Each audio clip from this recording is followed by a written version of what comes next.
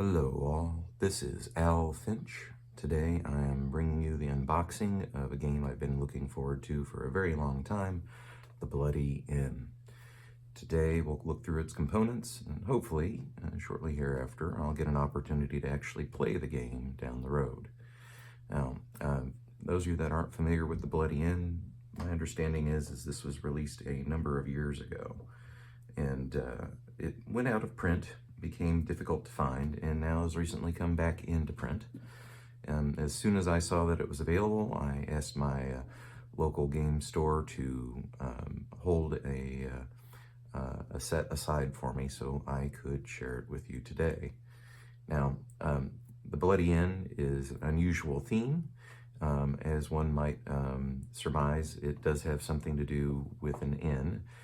You're running an inn, a place where people can stay, and you are a dishonest proprietor. You either rob or potentially murder the people that stay for their money. So the game is really all about collecting money from the residents, some of it honest, mostly dishonest, and then when you in the game, it's often because you're caught by the police.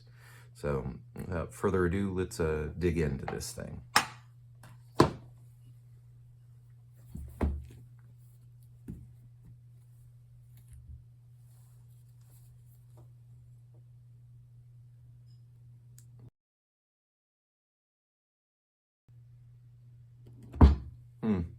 You know what? This might work better with more modern equipment. Oh well, so much for the cool effect, right?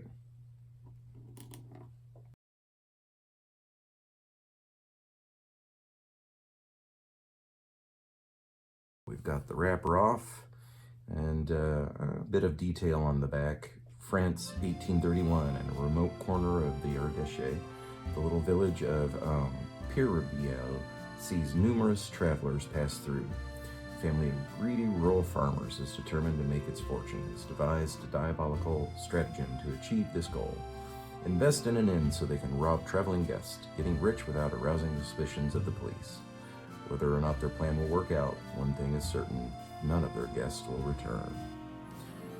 So I'm already pretty happy with the looks of the box. The art style, I imagine, is going to be fairly consistent throughout.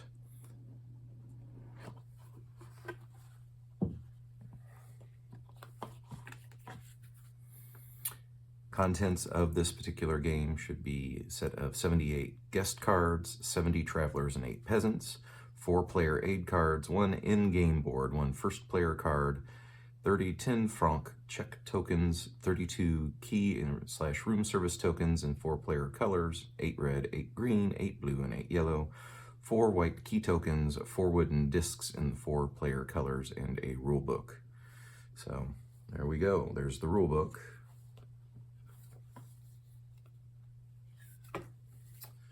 And the player board, nice and compact. I believe we track our money along this pathway.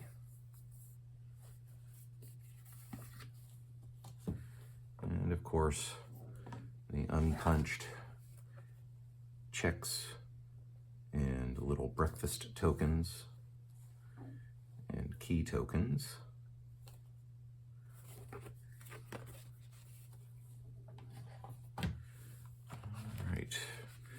Plenty of bags to hold it all. Nice little wooden dials here, wooden buttons.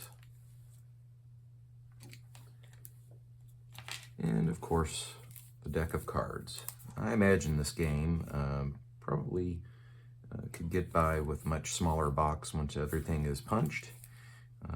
I suspect that you could play this without even needing that board. I picked this up primarily because I'm interested in solo play. This one supposedly handles up to 4 players competing with one another. You can take a look at some of the cards here. So I haven't yet played the game or fully read the instructions, so some of the symbology on here I'll have to figure out later, but I already do like the looks of things. You have 4 cultivator cards, mechanic, a distiller,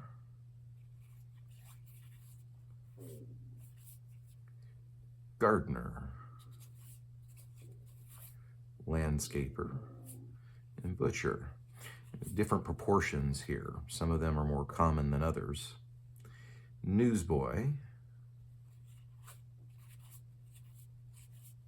representative,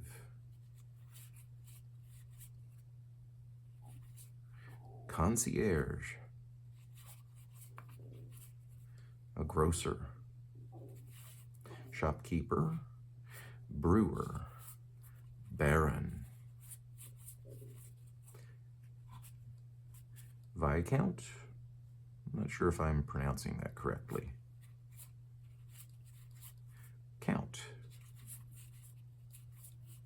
duke, prince, marquis, peacekeeper, brigadier, brigadier chief, major, novice, monk, abbot, priest, bishop, archbishop, and a number of peasants. So obviously we've got work groups here, cultivators, mechanics, distillers, these are craftspeople, right? We have the newsboy, representatives, concierge, grocers, shopkeepers, maybe more of a middle class here, barons, royalty, the count, duke, prince, marquis, and then the law, right? We have our policemen, brigadiers, majors, and then what appears to be a religious class. I suspect all of these have some special abilities linked to the symbols up on the top of the card.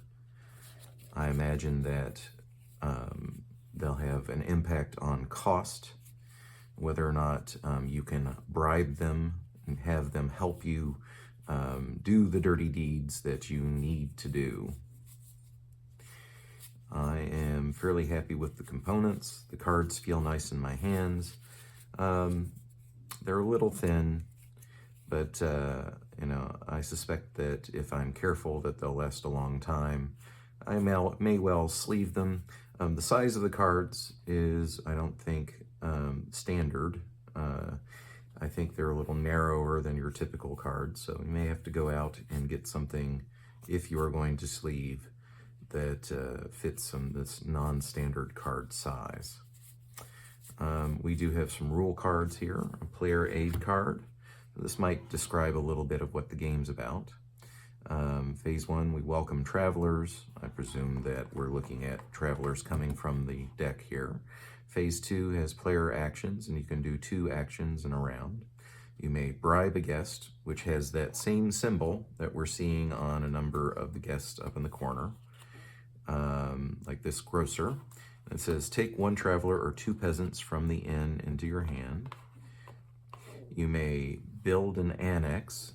We're seeing that trowel there on some of the working class folks. You place an accomplice from your hand on the table on its living side. You may kill a guest. Place a guest from the inn on the table on its dead side. Now, I didn't even notice this cute little thing. The back of each card is a coffin. So, yeah, I'm guessing that's the dead side, all right. Bury a corpse. Tuck a corpse under an annex. I imagine that if you don't bury the bodies, the police are going to find you out. Pass, do nothing, or launder money.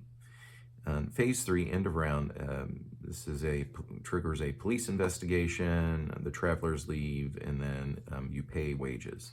I'm guessing you pay your accomplices here.